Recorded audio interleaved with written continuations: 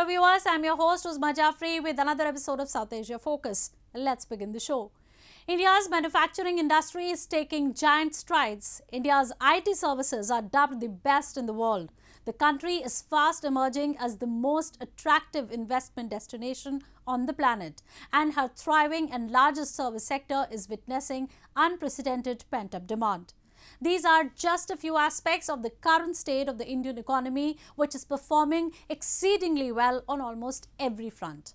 All surveys, analysis and projections from the IMFs to the World Banks to India's own estimations are assured of India's economic potential and performance. Join us today as we discuss how India continues to cruise forward unabated while others are struggling to meet even their basic targets.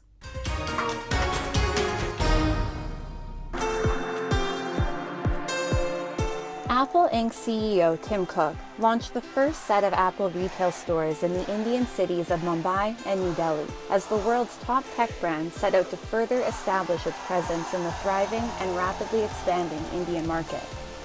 These are Apple's first retail locations in almost 5 years, since it opened its last full-fledged outlet in the Chinese capital, Beijing, in 2018. Apple's growing fascination with the Indian market is driven by both India's massive business potential and the growing economic capacity of her people.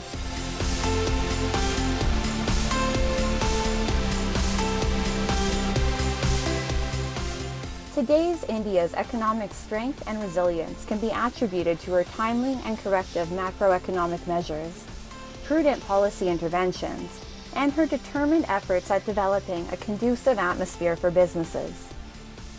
It is the result of these endeavors that India has been hailed as a bright spot by renowned organizations and individuals across the world.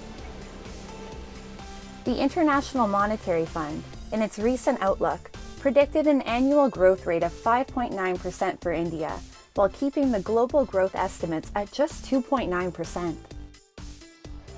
The IMF has predicted a high-flying Indian performance in an otherwise discouraging outlook.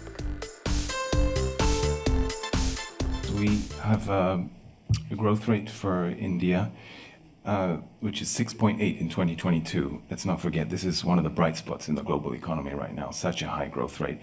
And it is moderating down to 5.9 with a minus 0.2 revision compared to January. In a law-abiding atmosphere with transparency as a major component, almost every sector of the Indian economy is performing above par. India's Purchasing Managers Index, or PMI, an indicative marker of a country's economic performance in the manufacturing and service sectors, has risen to a 3-month high. In March, India's manufacturing PMI was at 56.4, which was much better than even the favorable market forecast of 55. Output rose the fastest since December. India has set the target of augmenting her manufacturing market to $1 trillion USD in a few years. Experts are extremely optimistic regarding India's manufacturing sector and predict that manufacturing will be the country's growth engine in the fourth industrial revolution. Now, with the new policy of China plus one policy, India has become an attractive destination for manufacturing investment.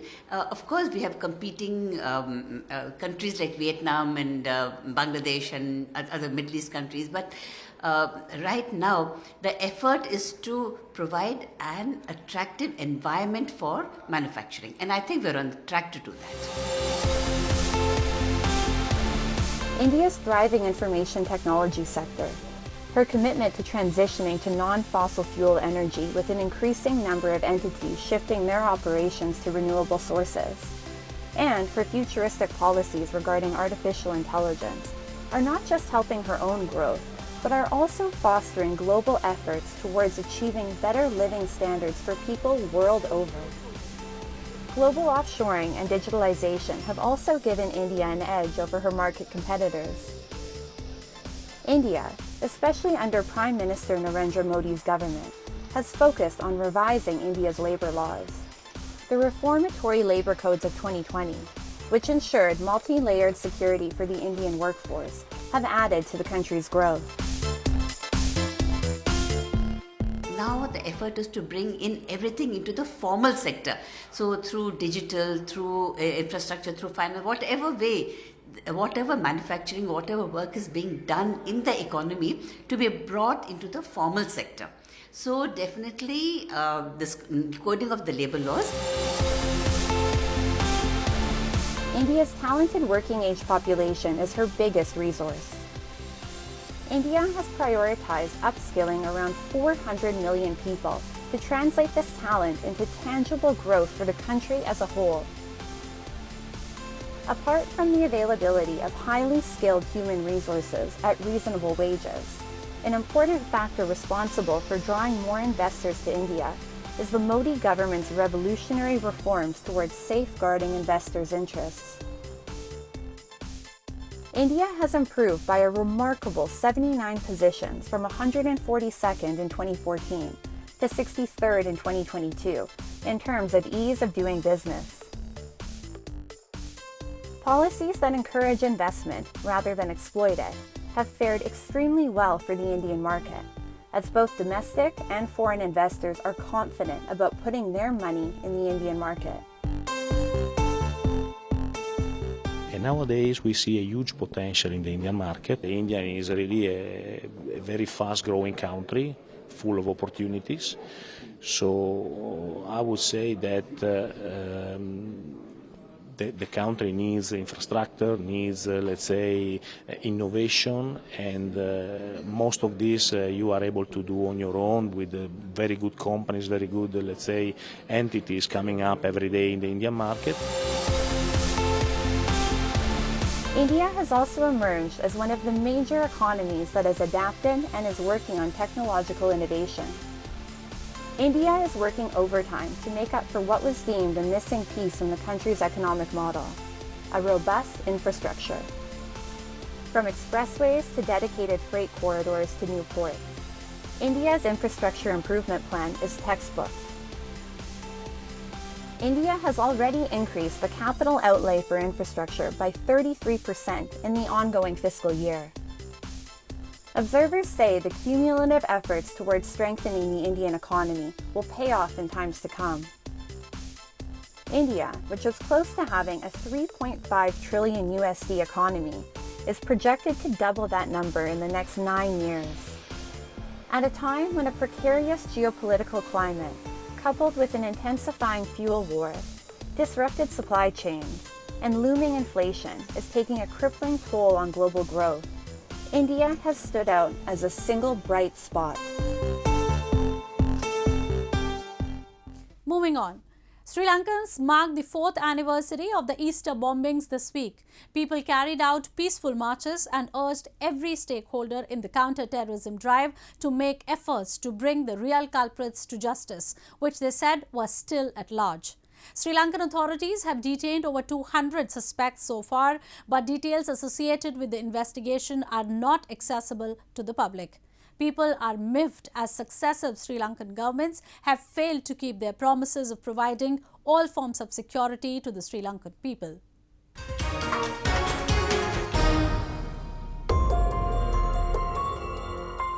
A number of Sri Lankans gathered in capital Colombo to honor the victims of the deadly Easter bombings of 2019, in which over 260 Sri Lankans were killed. Preachers and followers also accused the successive Sri Lankan governments of not being assertive enough in pursuing the perpetrators of the blast. මේ මහා ත්‍රස්ත ප්‍රහාරය ගැන විමර්ශනය කරන්නට විවිධ අවස්ථාවලදී පත් කරන ලද විජිත් මලල්ගොඩ විමර්ශන කොමිටිය පාර්ලිමේන්තු තේරීම් කාරක සභාව හා ජනාධිපති කොමිෂන් සභාව යන විමර්ශනයන්හි වාර්තා මේ වන විට අසම්පූර්ණ අයුරින් හෝ In the last 4 years, Sri Lankan police have arrested over 200 suspects in connection with the case and charged dozens of them. Police have, however, not made much information or evidence available to the public that goes beyond the terrorist group first recognized. A reckless intelligence failure on the part of the executive was cited by Sri Lanka's Supreme Court in January of this year, when it ordered Maithripala Sirisena, who was president in 2019, to pay compensation of about 2.2 crore rupees to terror attack victims. ප්‍රසිද්ධයට පත් කර තිබුණත් ඒවායේ ගම්‍යව ඇති ඇතැම් යෝජනා හා නිර්දේශ පිළිබඳව ජනතාව හරිහැටි දැනුවත් කිරීමටවත් පැවති හෝ පවතින රජයන් මේ වනතුරුත් ක්‍රියාත්මක වී නැත්තේ ඒ පිළිබඳව ඔවුනට කිසිදු වමනාවක් නොමැති නිසා හෝ එළිදරව් විය හැකි ඇතැම් දේ ඔවුන්ට ප්‍රශ්නයක් විය හැකි නිසා බව පැහැදිලිය. In 2019, the former president Gotabaya Rajapaksa, who had been overthrown by a popular rebellion after the island's economic collapse the previous year, came to power on a platform of enhancing national security and prosecuting those responsible for the Easter assaults. Ranil Wickremesinghe, the current president of the island, had even promised that he would rope in Scotland Yard to speed up the investigation. However, nothing tangible on that front has been achieved thus far. අපේ මොරගැසීම් දෙවියන්ට ඇහෙනවා යුක්තිය සාධාරණත්වය වෙනුවෙන් අපේ කාදිනල්තුමා ඇතුළු අපේ පූජක පක්ෂයේ සියලු දෙනාම කටයුතු කරගෙන යනවා ඒ වුණත් කියන්න දුකයි අද වනතුරා අපිට යුක්තියක් සාධාරණත්වයක් ඉෂ්ට වෙලා නැහැ. During Easter Sunday bombings, media reports suggested intelligence lapses, including a lack of information sharing between the country's intelligence agencies, the president and the prime minister. Experts believe that Colombo needs intelligence sharing with foreign partners to deal with challenges of this level, and the government is required to step up its operations in this regard. There are many others who also believe if the government doesn't take stern actions timely, then the banned radical outfits may create a terror hub in the island nation, which could have major implications for the southern Indian Ocean region.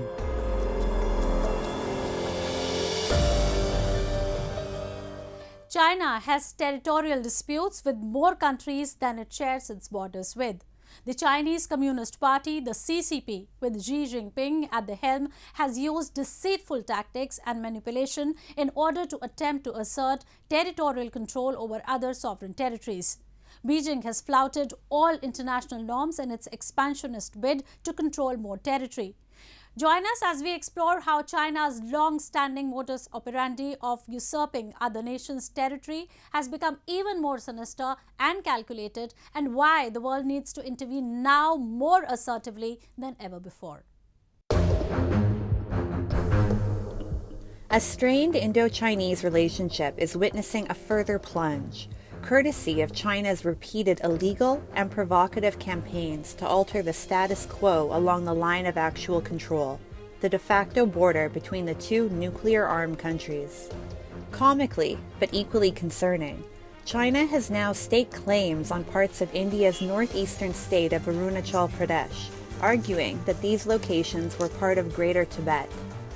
A desperate Beijing unilaterally renamed as many as 11 Indian locations, which included names of mountain peaks, rivers, and residential areas. This is not the first time that Beijing has employed such tactics. Previously, in 2017 and 2021, China's Civil Affairs Ministry had renamed other Indian locations, triggering another political confrontation. New Delhi called out China's expansionist plans then, and New Delhi is calling out China's expansionist plans now. ये पहली बार नहीं है कि China इस तरह के कोई attempt कर रहा है और हमने उसको खंडन किया था ऐसे अटेम्प्ट्स का. आपने जिक्र किया है अरुणाचल प्रदेश के बारे में. देखिए उसमें भी हमने कहा था कि अरुणाचल प्रदेश हमारे अभिन्न अंग है भारत का, और ये जो अपने नाम लगाना या फिर अपने इन्वेंटेड नेम्स हमने जो कहा था, उससे जो सिचुएशन है ग्राउंड में वो नहीं बदल सकता और रियलिटी नहीं बदल सकती है. China is aggressively trying to increase its influence in the Indo-Pacific region, which is home to nearly 65% of the world's population. According to the Observer Research Foundation, ORF, China's rise as an economic and military powerhouse has resulted in a tectonic shift in the power balance. ORF research indicates that managing the rise of a tactfully aggressive China will be critical for the safety, security, and stability of the Indo-Pacific. And while the majority of the countries in the Indo-Pacific region are now facing territorial conflicts with China, they find India, Australia, and Japan as emerging power centers who can both challenge and check China's ambitionist and expansionist plans. This region is under threat, which is China's domination. When we compare Asia-Pacific and Indo-Pacific, we can find one feature. Indo-Pacific includes all countries which have the problem with China, especially the border problem. So that's why Indo-Pacific is more easier to identify how to deal with China. Indeed, Quad is a group of the great powers in the Indo-Pacific, except China. So that's why Indo-Pacific and Quad is one set. So to deal with China, this concept is needed. China's expansionist agenda was established in 2013 by President Xi Jinping with the launch of the Belt and Road Initiative, BRI. To date, 147 countries have signed on to BRI projects or indicated an interest in doing so. However, many of these countries are now concerned that China is using BRI funds to gain influence and control, and that they are falling into a debt trap. Beijing's expansionism is not only a threat to its neighbors, but the entire Indo-Pacific region and other countries. India's efforts to contain China will not only benefit India and her citizens, but the broader Indo-Pacific region as well. Time now for Asia This Week, the stories from across the continent.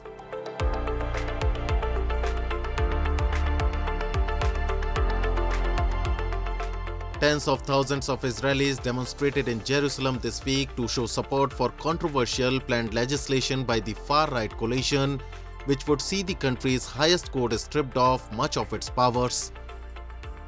Israelis remain polarized over the planned legislation that proponents say would restore balance to Israeli authorities, and critics say remove checks on those in power. A sea of blue and white flags, which have also been used as symbol of protest against the planned legislation, could be seen outside Israel's parliament. Many demonstrators were wearing pins and holding flags, supporting far-right Israeli political parties.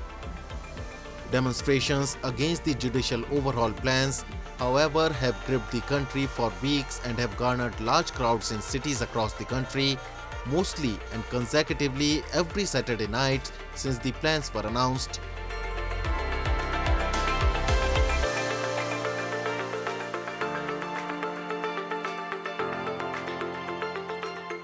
The Philippine Coast Guard released a footage showing its personnel being involved in confrontations with Chinese vessels in the South China Sea, the latest in a string of tense maritime interactions between the two countries. The incidents occurred as the Coast Guard undertook a week-long patrol in the strategic waterway and as Chinese Foreign Minister King Gang visited the Philippines last weekend on an official visit. The Coast Guard said that during the April 18 to April 24 mission, it identified more than 100 alleged Chinese maritime militia vessels, a People's Liberation Army Navy corvette class, and 2 China Coast Guard vessels within the Philippines' 200-mile exclusive economic zone. It added that one Chinese vessel carried out dangerous maneuvers at a distance of about 150 feet from a Philippine ship. 2 other ships exhibited aggressive tactics, posing a significant threat to the safety and security of the Philippine vessel and its crew.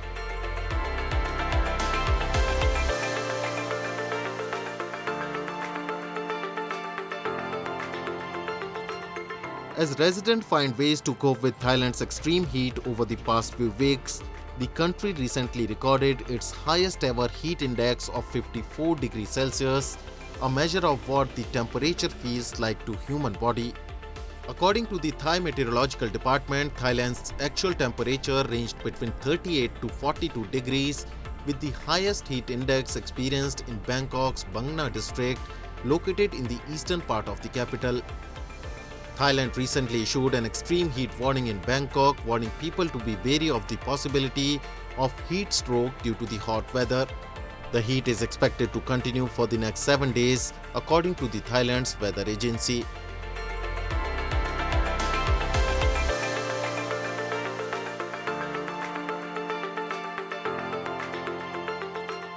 People in Indonesia's Papua gathered to observe a rare hybrid solar eclipse on April 20th.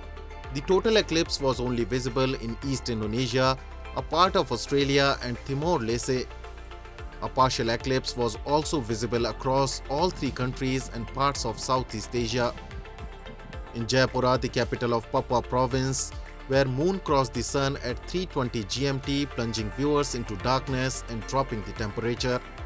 This eclipse was a rare hybrid type, not seen worldwide since 2013.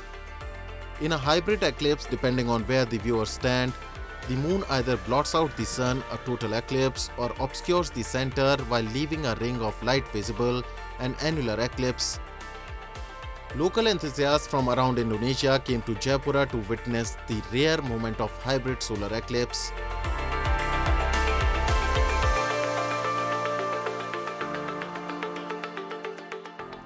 Muslims worldwide celebrated Eid al-Fitr and marked the end of Ramadan, the holy month of fasting. Beginning and ending with the new moon, Ramadan falls on the 9th month of the Arabic lunar calendar. Recently, the festival concluded amidst great festive fervor. Muslims across the world, a large section of whom observe fast and offer prayers every day during the holy month, welcomed the festival post the sighting of the crescent moon. These visuals are of daybreak, when in the early morning, devout Muslims offered prayers and marked the end of the holy month of Ramadan. Ramadan is the month of fasting from dawn to dusk. In this historical and symbolic monument known as Jama Masjid, Muslims performed the Salat al-Eid prayer, which means communion with God.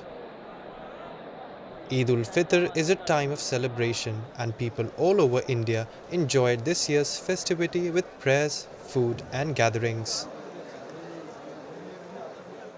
ये ख़ास दिन होता है हमारे लिए, क्योंकि 29 दिन के बाद ये रोज़ा हमारे लिए ईद मिलती है, और इसके लिए हमने घर में इसके सिवैयाँ बनी है, शीर बनी है, और घर में तरह तरह के पकवान बने हुए हैं, और इस दिन को हम ख़ास सेलिब्रेट करते हैं। हमारे घर में तमाम लोग आते हैं, और साथ साथ मैं बताना चाहूँगा इसके अंदर हम लोग गले मिलते हैं, एक दूसरे से ईदी लेते हैं।